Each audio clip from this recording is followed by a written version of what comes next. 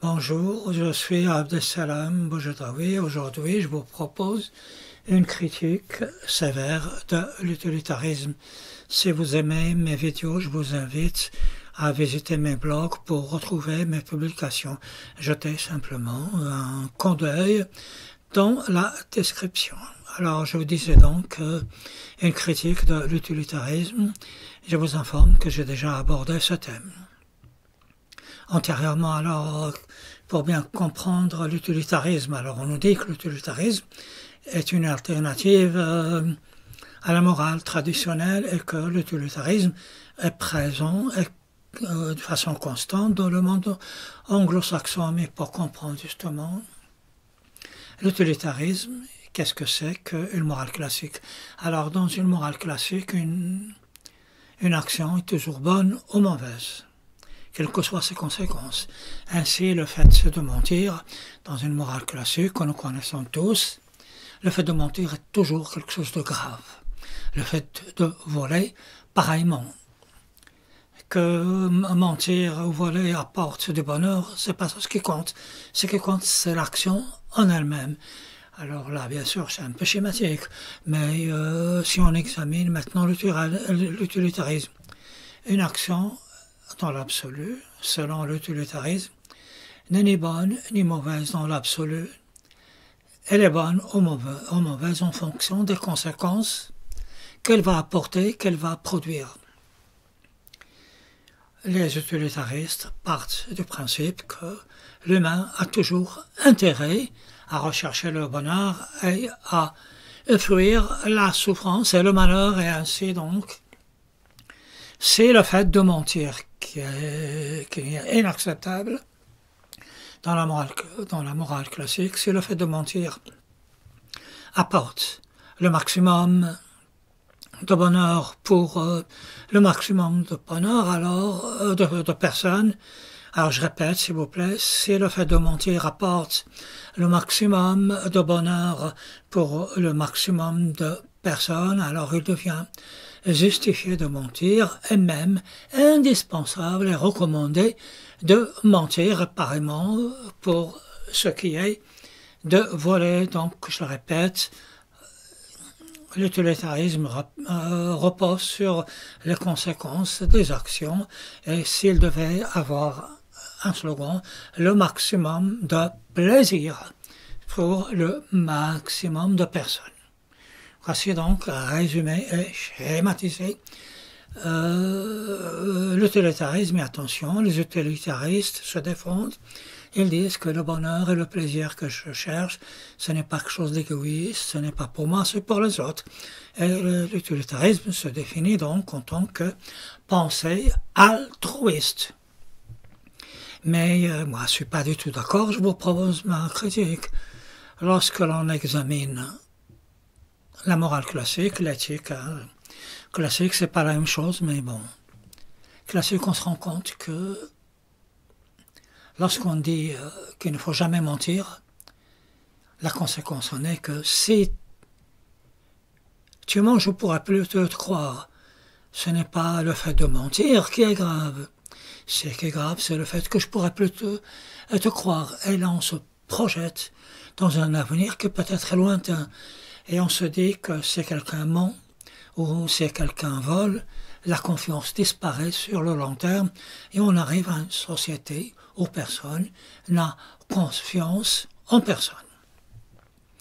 Et surtout, lorsqu'on examine la morale classique, on se rend compte qu'elle a créé toute une assise de réflexion, de philosophie de pensée, de romans, de fiction, de pièces théâtrales, de films. Tout cela est basé sur une morale classique et traditionnelle.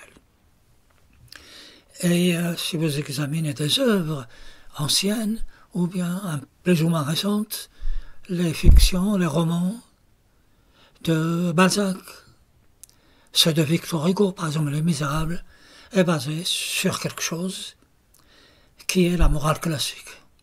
Et si nous présente ce sort funeste de Gavroche, le sort de Fantine et de Cosette, c'est pour nous dire, regardez, ce qui se passe lorsque l'on abandonne.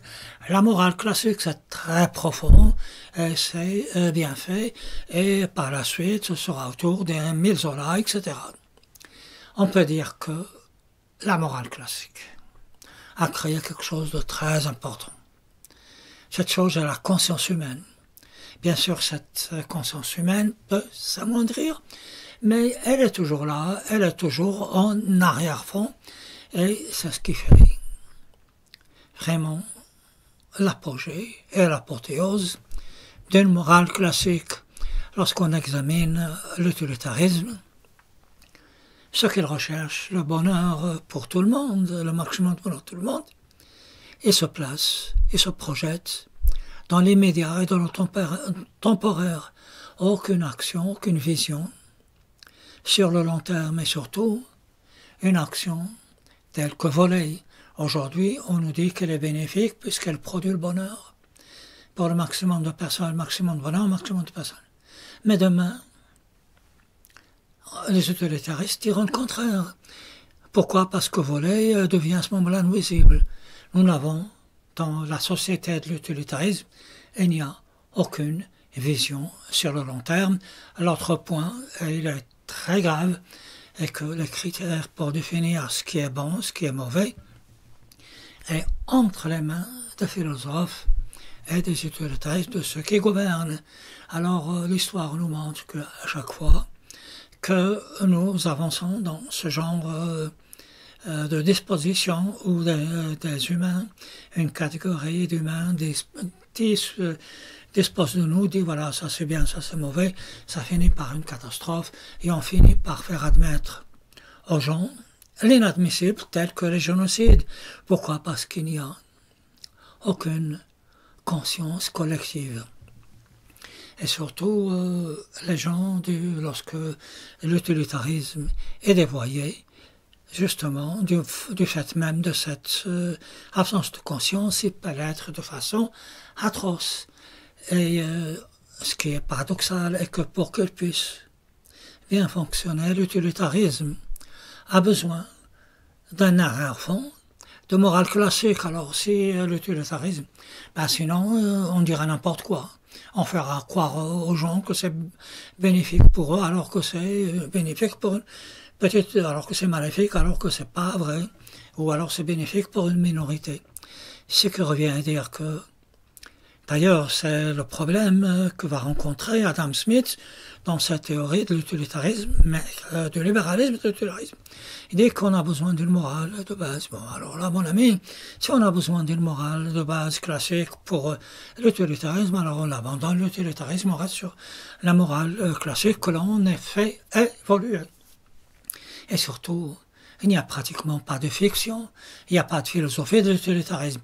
Il y en a quelques-uns, mais pour qu'ils nous disent quoi, comme le livre de David Benatar, pour nous dire quoi? Pour nous dire que l'humanité doit disparaître et qu'il est mieux valu qu'elle n'exista jamais. Vous voyez donc à quoi nous mène l'utilitarisme. Luc Ferry, dans son exposé sur l'utilitarisme, dit que dans les contrées anglo-saxonnes, c'est l'utilitarisme qui est pris. Il donne une certaine preuve, il dit que dans les films de cow-boy, lorsque un prisonnier qui a commis un vol ou n'importe quoi est pris donc dans une cellule, et les gens, quand ils veulent le lyncher, le shérif commence par résister ensuite, au vu de l'utilité générale, et le donne au lynchage aux gens. Mais, monsieur Luc Ferry, citez-moi un seul film où cela se passe ainsi. Dans la majorité des films, le héros défend la victime, quelle qu'elle soit. Le héros répond et suit la morale classique. Et celui qui fait ce genre d'action, on dit de lui que c'est un salopard et que c'est un lâche. Celui qui donne en pâture le prisonnier. Donc ça n'est pas vrai quand il dit ça.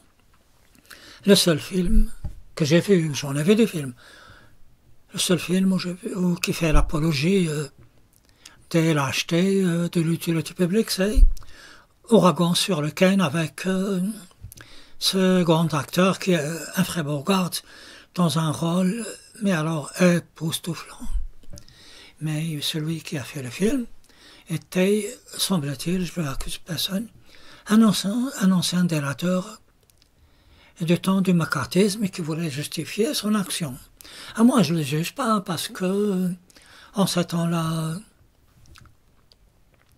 c'était quelque chose d'autre et le peuple peut-être n'avait-il pas le choix. Quoi que l'on soit, le macartisme en lui-même montre bien les réactions que c'est bien la morale classique qui a fini par l'emporter. Donc, il faut se méfier de ce que nous disent ceux qui vantent l'utilitarisme. Mais comme je le répète, l'utilitarisme n'a pas de vision sur le long terme.